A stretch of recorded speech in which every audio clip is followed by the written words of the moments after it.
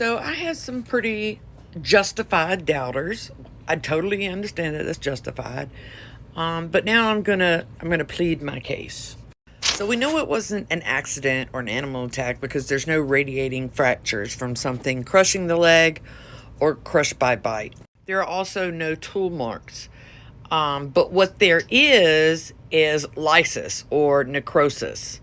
This very porous thing, which they didn't even consider frostbite.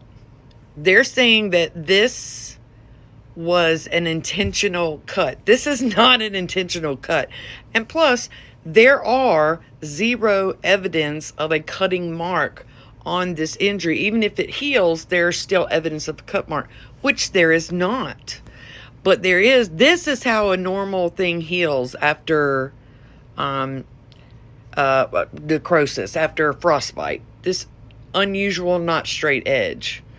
So it's not my opinion. It's that whoever discovered this didn't even consider frostbite as an option and went straight to amputation since it did not have radiating fractures from an animal bite, crush, or an injury. So it's not a matter of me calling the scientist dumb or thinking that I'm smarter than a scientist. It's just they didn't even think to go down that route. But everything about the healing lines and everything else is exactly like someone who had the area fall off after healing from frostbite. As you can see here, the patterns and the bone that's left after the frostbite part falls off is the exact same. It was frostbite. And by the way, I have had enough education to be a scientist.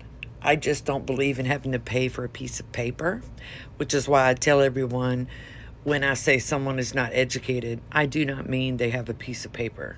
I do have 2 degrees, but I could have several. But keep submitting to that elitist view.